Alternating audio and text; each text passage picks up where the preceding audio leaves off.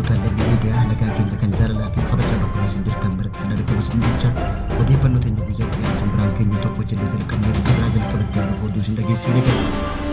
Daangaa Itoophiyaa fi Suudaan bakka isheen jaallatu yeroo ammaa kana eegumsi diroonii jabaatee jiraachuu dhaga'e. Kunis egaa mootummaan Itoophiyaadhaan loltoota TPLF fi hambalicha jiran diroonii tokko ta'uun ibsamee kan dandeessu.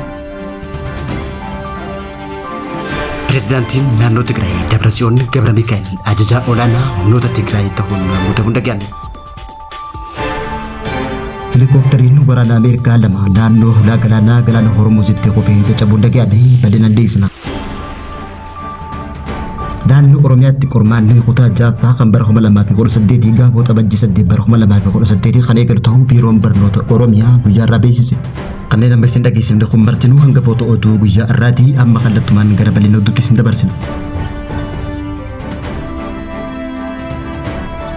Mootummaan yeroo ammaa tanaa daangaa ittisaa gama Tigraay dhabamuu isaatiin dirooniin eegaa akka jiru guyyaa irraa odeeffannoon baatee mul'ifte. Guyyaa kaleessatti guyyaa irraa immoo naannoo daangaa Suudaanii fi naannoo daangaa Itoophiyaa bakka addaa Shareerinaa jedhamtutti hojiin nageenyaa hordofuu ilaalchisee haliillaan diroonii akka raawwatametu gabaafame.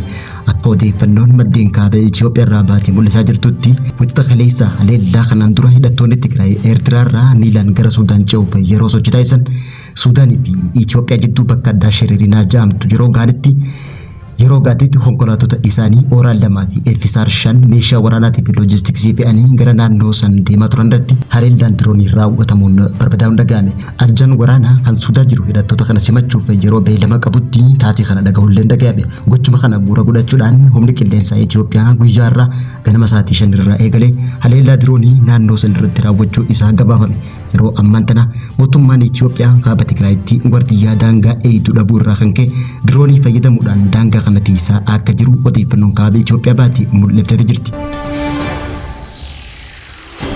Mootummaa yeroo kuffisee bulchiinsa yeroo naannoo Tigraay erga diigeen booda aangoo kan qabate hoogganaan TPLF fi Dabratsiyoon Gabramikaa'el wixinee labsii dhiyeenya kana seera haarawaa baasee keessatti hoogganaa olaanaa ajajaa humna ittisa naannoo Tigraay ta'uun akka muudamu labsamee jiraachuu dhaga'ame. Akkuma shaabiyaan labsii tajaajila waraanaa dirqama taasisuudhaan labsitetti Dabratsiyoon Gabramikaa'el aangoo kana dura hin argamne yeroo ammaan tana seera haarawaa baasee keessatti labsuun dhaga'ame. Akka miidiyaaleen kaaba Itoophiyaa tokko baasaa jiranitti pireezidaantiin kun naannicha keessatti ajajaa olaanaa humna waraanaa naannoo Tigraay ta'uun akka muudameetu dhaga'ame.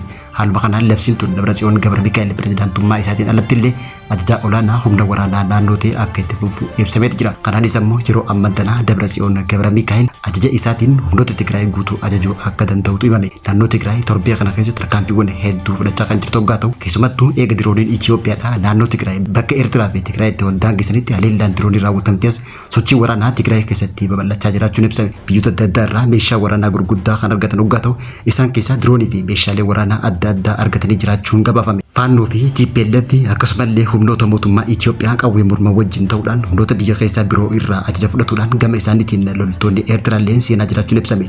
Mootummaan federaalawaa Itoophiyaa naannoo Tigraay keessa magaalaa akka Shiraaroo fi Maqalee dabalatee halkan sadii walitti aansuudhaan dhohiinsi boombii mudatee jiraachuun ibsame. Helikooftariin waraana Ameerikaa Abbee jedhamu tokko lama naannoo hulaa galaana Strait of Hormuz keessatti kufuu isaa pireezidaantiin Ameerikaa Doonaald Tiraamp mirkaneesse. Akka gabaasa Associated Press wixata kaleessa ibsetti helikooftariin kun waraana lama fudhatee balaa keessa bu'uu beeksise. Paayileetonni fi loltoonni helikooftari kana keessa turan garuu lubbuun hafuu ibsetti jira. Pireezidaantiin Ameerikaa Doonaald Tiraamp ibsa isaatiin akka beeksisetti sababni balaa sanii ammoo yeroo ammaa tana akka hin beekamne dubbachuudhaan gabaasni mootummaa dhimma kanarratti qophaa'ee boru akka ifoomu waada gale. Garuu gaazexaan Associated Press akka gabaasetti sababni helikooftariin kun itti kufee battalumatti ifa kan hin taane ta'uullee ibsuudhaan miidiyaaleen mootummaa Iraan garuu gabaasa miidiyaalee idil addunyaa kana waabeffachuudhaan taatee kana mudachuu isaa erga gabaasaniin booda bal'ina dhimmicha irratti odeeffannoo dabalataa barbaadaa jiraachuu beeksisan. Naannoo Oromiyaatti qormaanni kutaa jahiisaa kan bara kanaa ammoo waxabajjii gaafa bultii 8 bara 2018 akka kennamu biiroon barnoota Oromiyaa guyyaa irraa ibsa baaseen beeksise. Hoogganaan biiroo barnoota Oromiyaa Dr. Turaa Bariisoo qophii qormaata bara kanaa ilaalchisee ibsa miidiyaalee kanneen qormaanni naannoo Oromiyaa kutaa jahaffaa waxabajjii 8 bara 2018 kan kennamuu fi kutaa 8ffaa ammoo gaafa waxabajjii 10 bara 2018 kan eegalu ta'uu beeksise. Hojiin inisheetiivii barnootaa hojjetameen dhaabbilee barnootaa babal'isuu, manneen barnootaa bu'uura baruu sadarkaa tokkoffaa fi digitaal paarkii babal'isuu fi mana jireenyaa barsiisotaa ijaaruu, daree dabalataa bu'uura baruu, daree dabalataa sadarkaa tokkoffaa, mana barumsaa bu'uura baruutii fi sadarkaa tokkoffaa moodeleessuu wal qabatee walii galan hojiin barnootaaf bahe gara qarshii biiliyoon 41 oliin hojjetamaa jiraachuu fi barsiisonni 1664 akka barsiisan ramadamanii jiraachuu beeksise.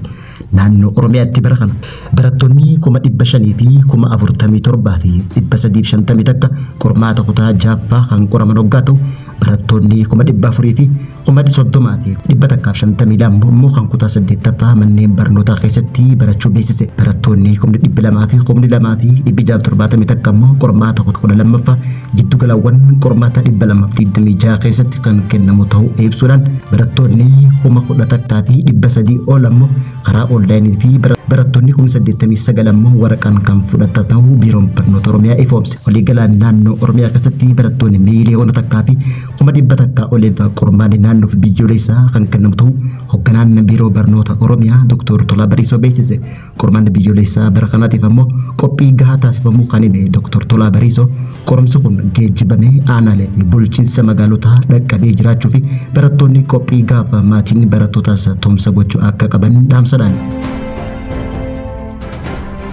Paarlaamaan Itoophiyaadhaa fooyyeensa labsii gumrukaa irratti murtee dabarseen sababa fe'umsa kontirbaandiitiin makiinaan tokko akka qabamu tumaan hayyamu jiraatus abbaan qabeenyaa bulchisuun keessatti hirmaannaa hin qabu jiyyoo akka ta'e fudhatama kan hin qabne jechuudhaan guyyaarraa murtee dabarsan. Manmarii bakka bu'oota uummataa yaa'ii isaa idilee 24 irratti wixinee labsii gumrukaa fooyyeessee qoratee raggaasiseen akka ibsetti dura ta'an koree dhaabbata karoora baajataa fi faayinaansii mana marii Itoophiyaa Dassaalany Wadaajee gabaasaa fi murtee koree isaanii dhiyeessan laaluudhaan wixinee labsichaa tattaaffii kontirbaandii fi sochiiwwan seeraan alaa ittisuuf taasifaman cimsuuf gahee olaanaa qabaachuu isaa erga himeen booda wixinee labsichaa waliigalteewwan idil addunyaa Itoophiyaa mallatteessite waliin wal simuun hojimaata gumrukaa keessatti haqqummaa fi iftoomina guddisuuf kaayyeeffataa jechuudhaan murtee tana guutumaan guutuutti raggaasise.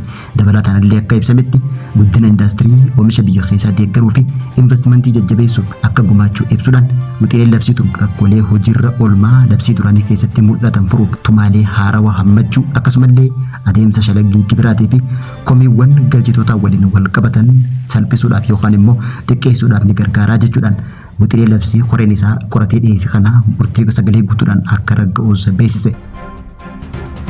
Daawwattootaa fi hordoftoota Lammii Miidiyaa irraa oduun yeroo kanaaf qabnu kan gammaddee hordofaa turtanii turtii gaarii.